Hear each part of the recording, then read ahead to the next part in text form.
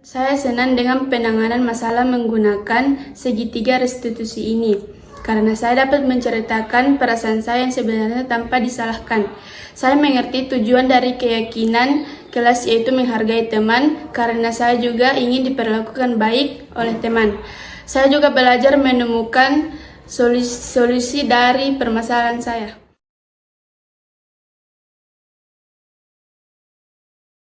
Assalamualaikum warahmatullahi wabarakatuh. Jadi pada hari ini saya akan menyampaikan pemahaman saya tentang budaya positif. Ini adalah modul dari guru penggerak yang akan diterapkan di sekolah dan akan diterapkan bersama-sama. Ya, jadi yang pertama itu adalah tentang disiplin. Ya, jadi sekarang ini kan sudah kurikulum merdeka, jadi kita mengharapkan siswa juga menjadi siswa yang merdeka. Ya, jadi maksudnya merdeka di sini adalah bisa mengontrol diri dan menguasai diri. Jadi bukan merdeka melakukan apa saja. Jadi orang yang merdeka itu bisa mengontrol dirinya sendiri. Kalau kita tidak bisa mengontrol diri sendiri, maka orang lain yang akan mengontrol diri kita. Jadi contohnya yang orang lain mengontrol diri kita, jadi misalnya ada peraturan-peraturan yang kita ikuti. Dan misalnya peraturan lalu lintas, ya itu adalah contoh aturan dari orang lain yang mengontrol diri kita. Ya, jadi untuk menjadi murid yang merdeka, syarat utamanya adalah disiplin yang kuat. Jadi disiplin ini harus berasal dari dalam diri sendiri, jadi ada motivasi dari dalam. Jadi kita bisa lihat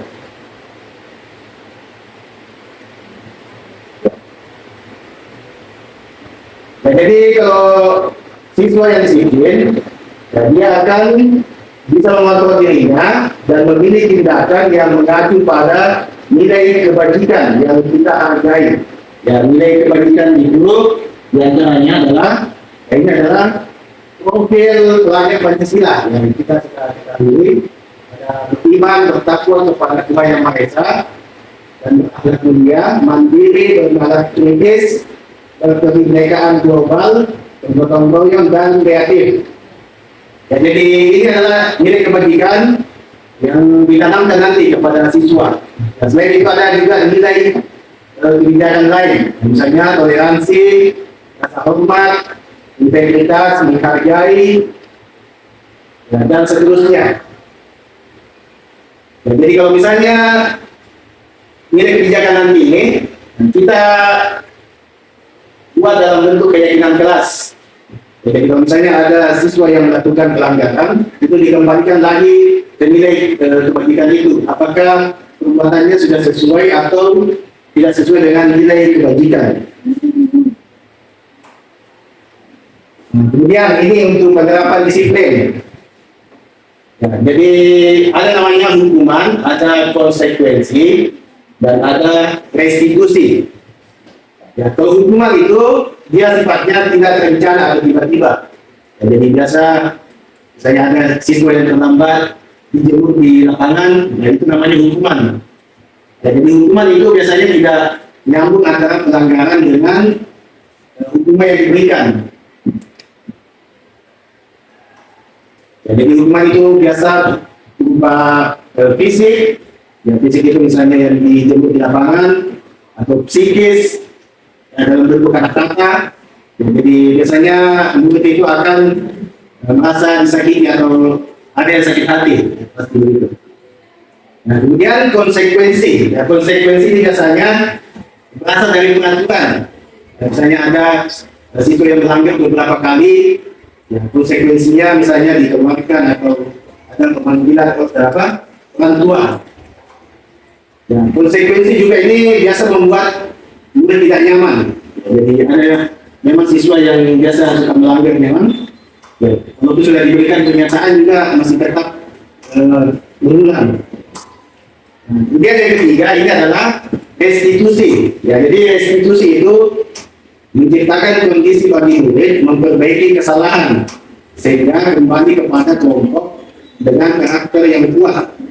Jadi pada restitusi ini siswa diajarkan untuk mencari solusi untuk masalah mereka sendiri. Ya, misalnya ada yang tidak mengerjakan tugas, yang kembalikan bagaimana caranya mereka bisa memperbaiki kesalahan itu.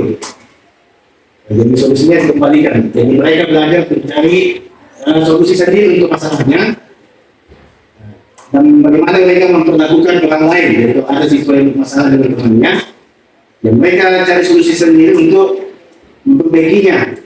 Ya ditanya satu persatu.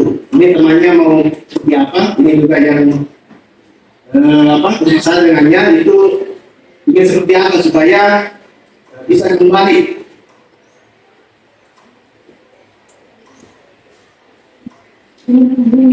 Nah, kemudian ini penghargaan. Ya biasa itu ada hadiah kalau begitu. Nah, jadi sebenarnya penghargaan itu atau hadiah itu hanya efektif untuk jangka pendek, ya, tidak menimbulkan motivasi dari dalam. Jadi hadiah itu biasanya dijanjikan dari awal. Dan misalnya kamu nilainya bagus, nanti saya berikan hadiah. Jadi itu namanya hadiah atau penghargaan.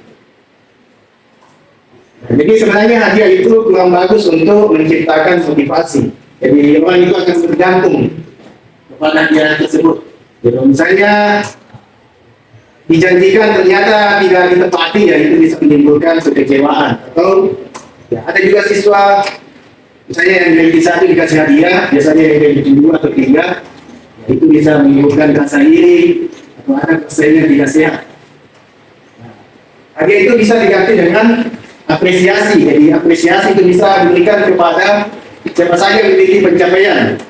Jadi misalnya ada siswa yang nilainya tidak bagus, tapi tulisannya api, nah itu bisa diberikan apresiasi. Jadi semua siswa bisa mendapatkan apapun pencapaiannya. Ya, misalnya ada siswa yang dulu nilainya kurang bagus, bisa meningkat sedikit, ya walaupun dia ranking di bawah, ada siswa yang ranking 1 nilainya tinggi, tapi siswa yang di bawah ini dia meningkat sedikit nilainya, ada kemajuan. Nah, itu bisa dikasih apresiasi atau penghargaan. Ya, kalau yang seperti itu bisa meningkatkan motivasi siswa.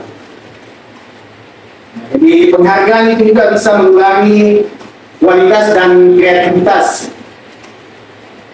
Nah, misalnya orang dijanji terlebih dahulu, kemudian supaya bisa melakukan sesuatu, biasanya kualitas pekerjaan atau kreativitasnya itu akan berkurang. Jadi bisa dilihat di sini bagaimana penghargaan atau hadiah yang bersifat dijanjikan, yaitu bisa tidak efektif untuk menciptakan motivasi. Ya, jadi hadiah atau penghargaan itu bisa diganti dengan apresiasi yang bisa diberikan kepada siapa saja yang memiliki pencapaian.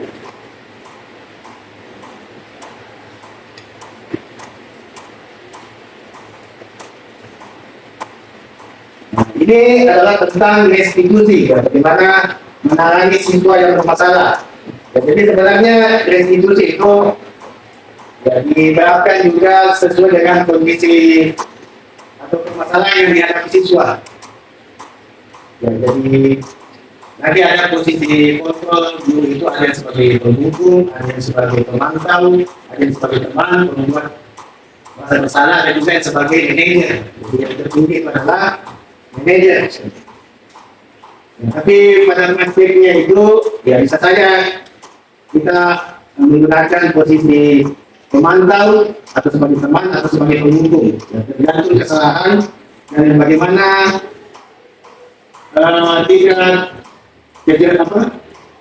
kecerdasan siswa dalam berkomunikasi. Jadi ada siswa memang yang bisa diajak berkomunikasi dengan baik, ada juga yang masih berkembang. Ya, jadi restitusi ini ketika murid berbuat salah, fokusnya bukan pada menebus kesalahan, tapi bagaimana memulihkan siswa yang berbuat salah itu supaya dia tidak terlalu merasa gagal. Jadi biasa kalau ada siswa yang bermasalah itu disalah-salahkan, tapi dia akan down ya, seperti itu.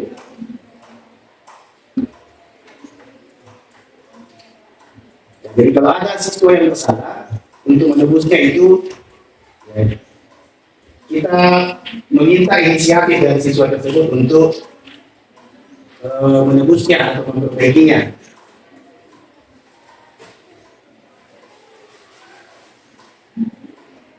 Yang ini bisa dilihat. Jadi kalau misalnya ada yang membuat salah, setelah ditebus kesalahan, ya biasanya orang yang membuat salah itu merasa sudah selesai dengan situasi itu. Dan seolah kesalahan tidak pernah terjadi. Ya, biasa juga ada yang balas dendam. Jadi biasanya ada siswa yang memasalahkan temannya di depan kita, selesai tapi mungkin di belakang tidak dendam lagi, tidak ada usaha untuk memperbaiki. Maksudnya untuk usaha memperbaikinya itu biasanya dari guru saya, misalnya salaman atau apa, tapi bukan dari dia yang inisiatif. Misalnya ada yang mau minta maaf, ada yang misalnya memperbaiki kerusakan, kalau ada teman-temannya diperbaiki, seperti itu.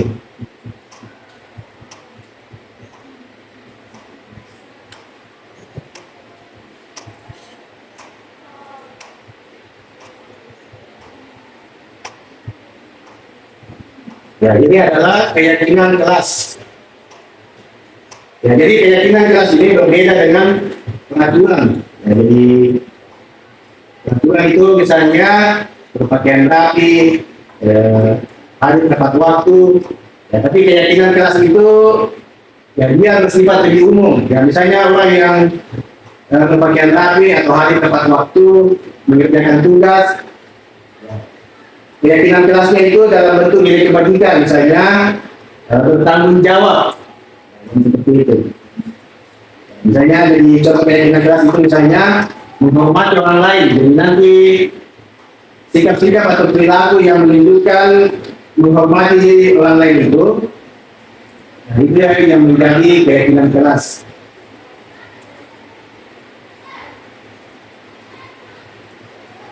Dan ini adalah proses pembuatan keyakinan kelas.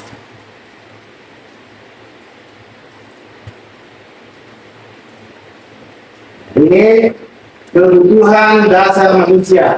Jadi setiap manusia itu melakukan suatu perbuatan karena ada tujuan memenuhi kebutuhan dasarnya.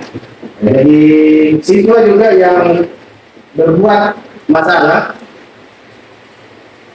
itu juga ada belakangnya. Biasanya dia untuk memenuhi kebutuhan dasar dari kelima kebutuhan di atas.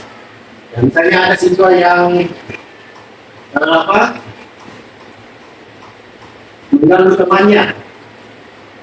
Ya, biasanya dia tidak mendapatkan kasih sayang dari orang tuanya atau di rumah, atau dia tidak menerima kasih sayang atau rasa diterima dari temannya. Karena dia diterima temannya, jadi dia mengganggu temannya. Ya, ada juga karena kebebasan, jadi atau kesenangan. Jadi ada siswa yang merasa senang kalau saya mengganggu temannya. Jadi siswa itu walaupun perbuatannya bertentangan dengan nilai kebaikan, itu semua dilakukan untuk memenuhi kebutuhan dasarnya.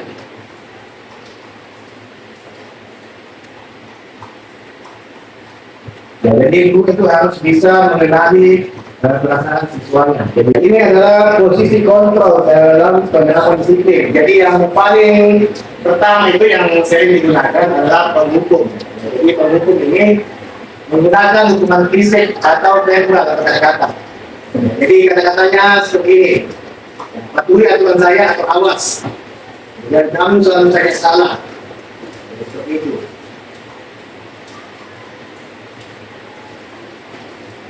Jadi ini biasanya menggunakan nada suara tinggi, masa tubuh yang melotot, atau jari yang menunjuk. Seperti ini. Ini hasilnya kalau misalnya siswa yang dihukum secara fisik dan ataupun verbal, ini bisa menimbulkan dendam. Jadi misalnya ada yang sekolah murid melihat motor atau mobil gurunya, ya itu biasanya ditusuk dengan paku. Itu biasanya yang siswa yang dihukum tidak menimbulkan dendam. Kemudian ini adalah pembuat merasa bersalah. Ya, misalnya ini kata-katanya halus tapi bisa membuat orang merasa gagal atau merasa kecewa dengan dirinya sendiri.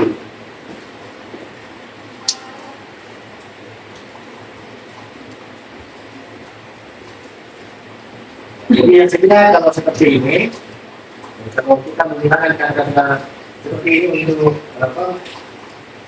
Murid yang bermasalah, ya, murid akan merasa bersalah dan menjadi orang yang gagal dan tidak sanggup membahagiakan orang lain. Bisa juga ini, muridnya itu menyimpan emosi di dalam, menahan perasaan.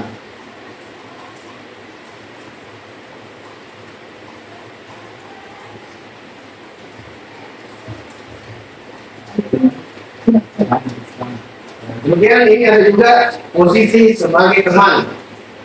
Ini misalnya posisi sebagai teman ini nada suaranya itu akrab atau ramah atau bercanda.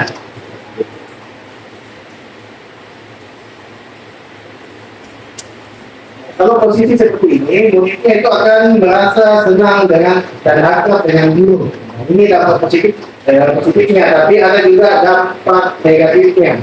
Ya, biasanya muridnya itu akan bergantung pada guru tersebut. Ya, jadi misalnya ada murid yang senang misalnya masuk kalau guru tersebut yang mengajar, tapi kalau di guru yang lain, ya biasanya dia tidak masuk.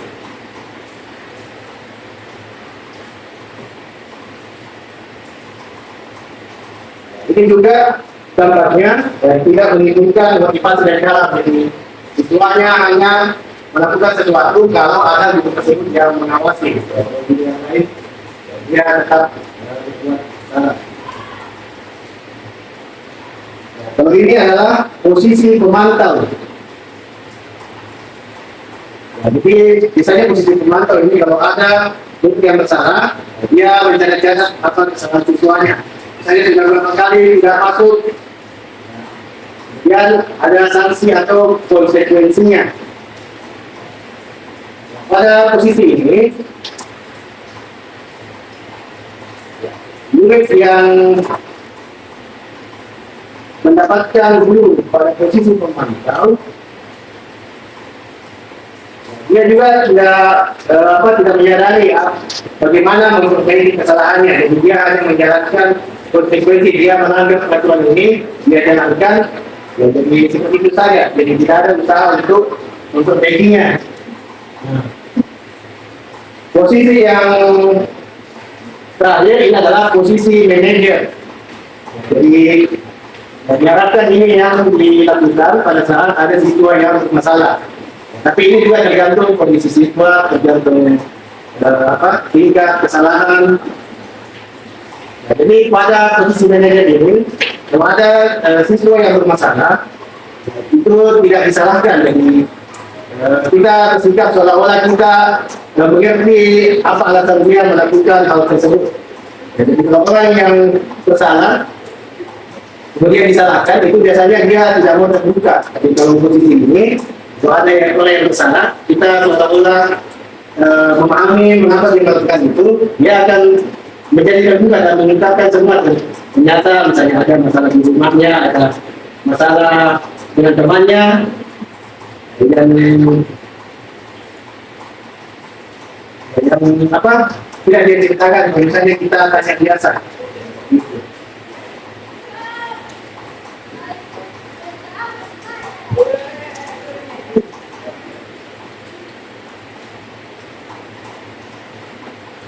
Kemudian ini segitiga restitusi. Nah, ini cara penanganan masalah pada posisi manajer. Jadi yang pertama itu adalah menstabilkan identitas. Jadi misalnya ada siswa yang bersalah, ini kata-kata yang digunakan. Misalnya berbuat salah itu tidak apa-apa. Jadi seolah-olah kita membela siswanya, padahal ini hanya untuk membuat siswa tersebut nyaman untuk bercerita.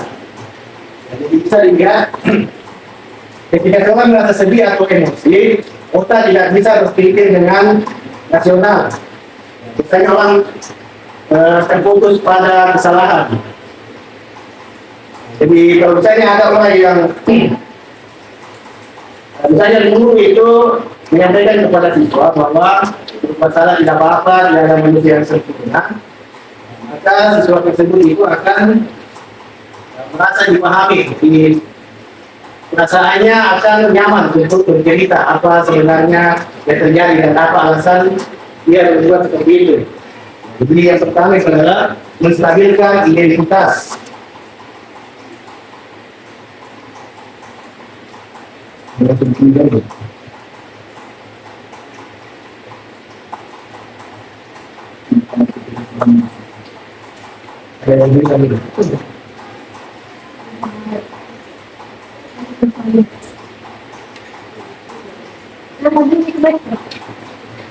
Yang kedua itu adalah memvalidasi tindakan yang salah.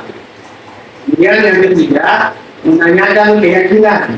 Itu tadi kembali lagi kepada keyakinan keras. Jadi kalau misalnya keyakinan keras itu sudah dipahamkan kepada siswa, jadi saat kita membuat keyakinan keras, ya, siswa kita itu ikut mencatat atau menyampaikan apa contoh perilaku yang baik dan yang tidak. Jadi kalau misalnya dia berbuat salah, dikembalikan lagi apa perbuatannya ini sesuai dengan keyakinan keras yang pernah dia buat.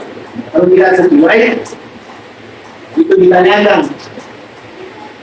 Jadi dengan cara itu, siswa akan menyadari bahwa perbuatannya itu adalah pelanggaran dan salah, dan dia berusaha untuk memperbaikinya.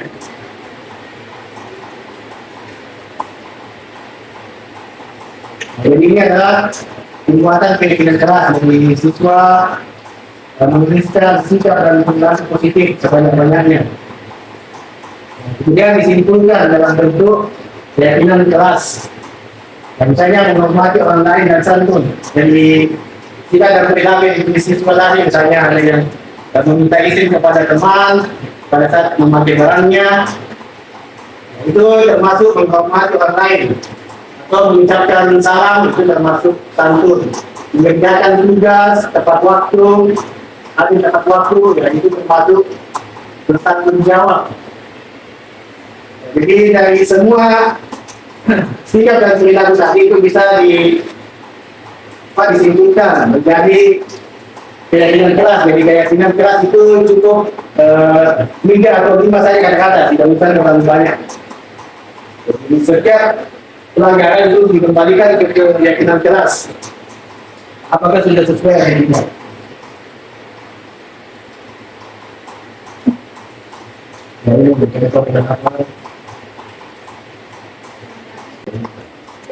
Ya, jadi demikian tadi pemaparan materi dari saya mengenai pemahaman budaya positif di sekolah.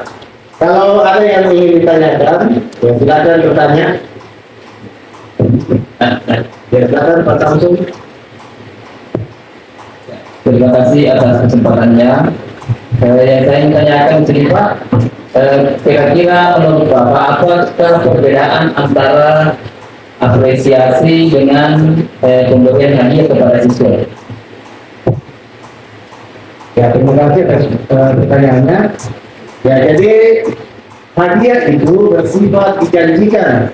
Ya, jadi kalau misalnya kita ingin anak atau siswa melakukan sesuatu, kemudian kita janjikan dari awal, misalnya kalau dia mendapatkan ranking, saya akan memberikan sepeda, dan itu termasuk hadiah. Jadi dia belajar atau mendapatkan ranking itu karena termotivasi oleh mendapatkan hadiah itu saja. Ya, jadi bisa saja untuk mendapatkan ranking, anak itu menghalalkan segala cara yang mungkin dia berbuat juang supaya bisa mendapatkan hadiah.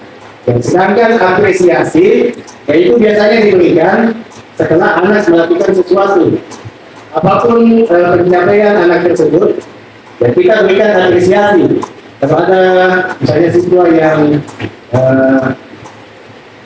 di kelas, misalnya dia tidak lancar membaca, ya, kemudian beberapa saat kemudian dia sudah bisa membaca dengan baik, walaupun secara nilainya itu lebih rendah dari teman yang lain, ya anak tersebut diberikan apresiasi. Ya, bisa dalam bentuk pujian atau Ya, bisa juga dalam bentuk bahan. Nah, kemudian ini juga berbeda dengan lomba-lomba, kan biasa juga ada perlombaan yang diikuti. Itu kan juga ada hadiahnya, itu berbeda. Jadi maksud di sini yang hadiah yang tidak efektif, ya, seperti yang tadi, jadi kita menjadikan anak, pada saat dia mendapatkan ide yang bagus, dijadikan memang dari awal. Nah, itu yang termasuk hadiah. Ya, demikian penjelasan saya. Bagaimana, Pak Samsul? Dari penjelasan Bapak ya, saya sudah sangat mengerti tentang perbedaan antara apresiasi dan hadiah.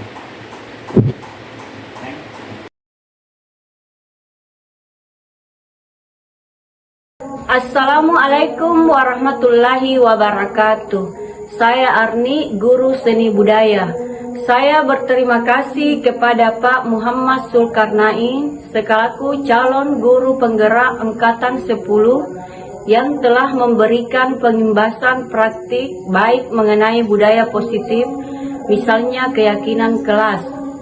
Saya tertarik untuk menerapkan keyakinan kelas untuk menciptakan suasana pembelajaran yang nyaman dan menyenangkan bagi siswa.